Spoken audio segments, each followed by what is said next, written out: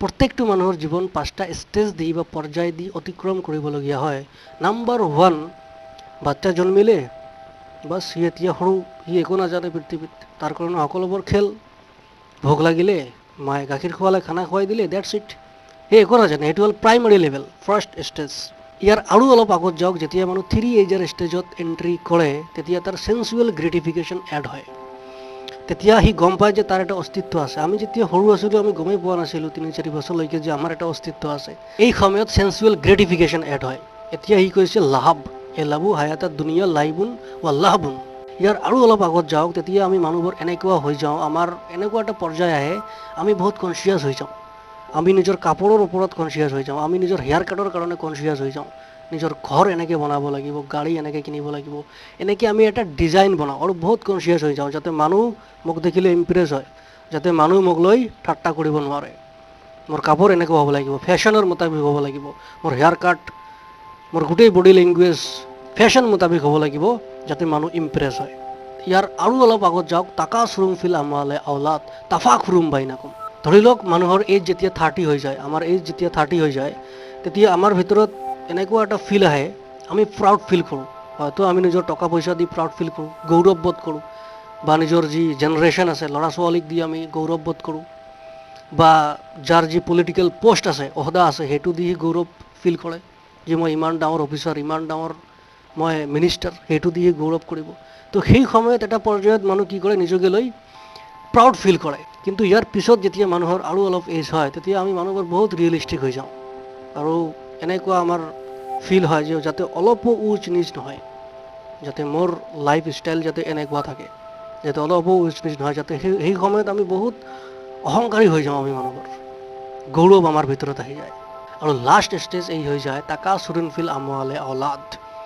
এই সময়ত আমি মানুহবোৰ কি কৰোঁ, পইচা, নিজৰ ৱাইফ, ল'ৰা ছোৱালী, বাছ কাম কাম কাম, মেহনত মেহনত মেহনত, আমি মেহনত কৰি থাকোঁ। সেই সময়ত আমি একো বুজি নাপাওঁ। ইয়াৰ আগৰ ষ্টেজটোত কি আছিলে, যাতে অলপ উচ নিচ নহয়, কিন্তু এই ষ্টেজত ভাই যি হয় হওক, পইচা আহিব লাগে, কাৰণ ফেমিলি চলাব লাগে, ঠিক আছে, ল'ৰা ছোৱালী আছে, ৱাইফ আছে। আৰু এই ষ্টেজত আমি মানুহবোৰ কেনেকৈ হৈ যাওঁ, তাকাসুৰুন ফিল আমৱালি আওলাদ। এই যি তাকাসুৰ আছে, ই মানুহবোৰৰ আমাৰ গোটেই জীৱন লগ নেৰে। মানে আমাৰ ইমান পইচা আছে, ইমান পইচা আমি কাম কৰিছোঁ যে আমাৰ 10 জেনেৰেশ্যন 14 জেনেৰেশ্যন বহি খাব পাৰে, তথাপিও আমাক আৰু লাগে। ছাপ'জ কোনো মানুহৰ 1000 কৰোৰ আছে পইচা, তো সেই মানুহজন আৰু ভাবিব যে মোৰ আৰু যাতে পইচা আহে, কাৰণ সি ভাবিব মোৰ ফিউচাৰত আৰু পইচা ইনকাম কৰিলে আৰু হেভি থাকিব পাৰিম, যিটো নহয়, সি আৰু পইচা ইনকাম কৰিব আৰু ভিতৰেদি খোকলা হৈ যাব, দেখিব যে তাত হেভিনেছ নাই। গতিকে আমি তাকাসুৰ যে আছে, তাকাসুৰ, আলহাকুমুত তাকাসুৰ হাত্তা জুৰতুমুল মাকাবিৰ, এই তাকাসুৰ আমাৰ তেতিয়ালৈকে শেষ নেৰে যেতিয়ালৈকে আমি কবৰত নাযাওঁ। আমাৰ মানুহৰ মন এটা বস্তুৱে ছেটিছফাইড কৰিব পাৰে, সেইটো হ'ল কবৰৰ মাটি। যেতিয়ালৈকে আমি জিন্দা আছোঁ, তেতিয়ালৈকে আমাৰ কি উইচ আছে, যদি এটা ভাল ঘৰ থাকে তো আৰু ডাঙৰ লাগে, মাৰুতি 800 আছে ন, মাৰ্চিডিজ লাগে, ঠিক আছে, মানে আমাক বহুত লাগে, যদি আমাৰ কেতিয়াও মন নভৰে যেতিয়ালৈকে আমি কবৰত নাযাওঁ। এতিয়া এই যোনটো আমাৰ মানুহৰ লাইফ চাইকেল আছে, যে আমি 60 ইয়াৰ্ছ বা 70 ইয়াৰ্ছ বা আমি যিমান দিনে জীয়াই থাকোঁ, এলাবু হায়াতা দুনিয়া লাইবুন ৱা লাহবুন ৱা জিনাতুন ৱা তাফাখুৰুম বাইনাকুম ৱা তাকাসুৰুন ফিল আমৱালি আওলাদ। এতিয়া ইয়াক কম্পেয়াৰ কৰিছে প্লান কিংডমৰ লগত। যেনেকৈ খেতিয়কে খেতি কৰিছে, বহুত কষ্ট কৰিছে, এতিয়া বৰষুণ হৈছে, ই বহুত হেপী, চাৰিওফালে সেউজীয়াপান। কামাচালে গাইছিল আজাবাল কুফাৰা নাবাতুহু চুম্মা ইয়াহিজ ফাতাৰাহু মুছফাৰান চুম্মা ইয়াকুলু হুতামা। চাৰিওফালে সেউজীয়াপন, সি বহুত মেহনত কৰিছে, এতিয়া খেতিয়ক বহুত হেপী, তাৰ খেতি এতিয়া ভাল হ'ব। কিন্তু অলপ দিন পিছত কি হ'ল, সেই সেউজীয়া পথাৰ আৰু নাই, এতিয়া ধান পকি গৈছে। তাৰপিছত ধান কাটা হ'ল, আৰু ধান কাটাৰ পিছত কি মাটিত থাকে, সেই ঘাঁহ থাকিব বা গুৰি থাকিব, ধানৰ যোনবোৰ আছে, সেইবোৰো কি হৈ যায়, কেইদিনমান পিছত মাটিৰ লগত মিলি যায়। এইটো যি প্লান কিংডমৰ চাইকেল চলি আছে, ইয়াক কম্পেয়াৰ কৰিছে মানুহৰ লগত। যেনেকৈ আমাৰ প্ৰাইমাৰী লেভেল মানুহৰ বাচ্চা জন্মিলে, তাৰপিছত চেন্সুৱেল গ্ৰেটিফিকেশ্যন আহিল 3 এজৰ ষ্টেজত, তাৰপিছত কেৰিয়াৰ, ফেমিলি, পইচা এইবোৰ আহিল, তাৰপিছত বুঢ়া হ'ল, তাৰপিছত মৰি গ'ল। ঠিক তেনেকৈ প্লান কিংডমটো ইয়াৰ লগত কম্পেয়াৰ কৰিছে। কিন্তু এতিয়া আহিল চবতকৈ পিকৰ কথা, চবতকৈ ওপৰৰ কথা, ৱাফিল আখিৰাতি আজাবুন শাদীদুন ৱা মাগফিৰাতুন মিনাল্লাহি ৱা ইতৱান, যে আখেৰাতত গৈ মৃত্যুৰ পিছত গৈ এই জীৱনটো আমাৰ বাইফাৰ্কেশ্যন হৈ যাব, ছেপাৰেট হৈ যাব, হয়তো পাৰ্মানেণ্ট হেপিনেছ আৰু নহ'লে পাৰ্মানেণ্ট শাস্তি, হয়তো জান্নাত আৰু নহ'লে জাহান্নাম। এতিয়া আমি মানুহবোৰ ডিচাইড কৰিব লাগিব যে এই 5টা ষ্টেজ মই কেনেকৈ অতিক্ৰম কৰোঁ যাতে মই মৰাৰ পিছত পাৰ্মানেণ্ট হেপিনেছত থাকোঁ। নাও দ্য চইচ ইজ ইয়ৰ্ছ। কিন্তু এই কথাবোৰৰ মানে এইটো কেতিয়াও নহয় যে পৃথিৱীত আমি পইচা ইনকাম নকৰিম, আমি ভালকৈ ঘৰ নবনাম, আমি গাড়ী নিকিনিম। আমি সকলোবোৰ কৰিম। এই সকলোবোৰ আমাৰ কাৰণেই বনোৱা হৈছে। আমি ইয়াত খালি দেখিব লাগিব, আগত ৰাখিব লাগিব হালাল হাৰাম।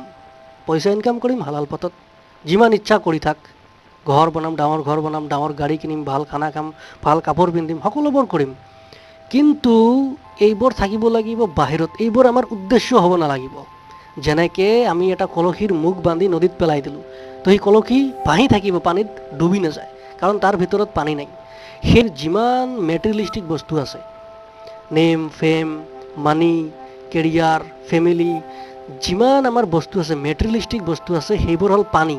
আৰু সেই কলসীটো হ'ল আমাৰ হাৰ্ট, আমাৰ দিল, আমাৰ ৰুহ।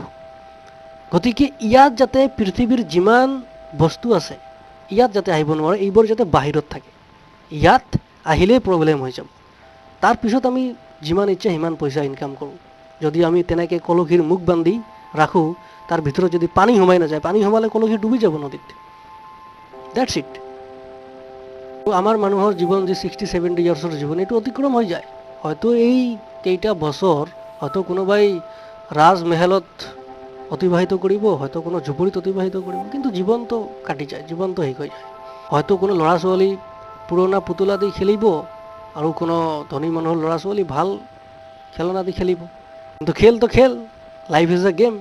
ফ্ৰেণ্ডছ, নাও দ্য চইচ ইজ ইয়ৰ্ছ, যে আমি কেনেকৈ এই 5টা স্তৰ, জীৱনৰ 5টা পৰ্যায় আমি কেনেকৈ অতিক্ৰম কৰি আমি নিজৰ ফেমিলি হওক, কেৰিয়াৰ হওক, আমি পইচা ইনকাম কৰাৰ ক্ষেত্ৰতে হওক, সকলোবোৰ কৰি কেনেকৈ আমি এটা ধুনীয়া জীৱন যাপন কৰি আমি সকলোবোৰ ৰেছপনচিবিলিটি লৈ, ফেমিলিৰে হওক, ছ'চাইটিৰে হওক, দেশেৰে হওক, সকলোবোৰ ৰেছপনচিবিলিটি লৈ এখন কেনেকৈ আমি ধুনীয়া জীৱন অতিক্ৰম কৰি আমাৰ মৃত্যুৰ পিছত আমি পাৰ্মানেণ্ট হেপিনেছ পাব পাৰোঁ, আমি পাৰ্মানেণ্টলি আল্লাহ ৰব্বুল আলমিনৰ মাগফিৰাত আমি আশা কৰিব পাৰোঁ।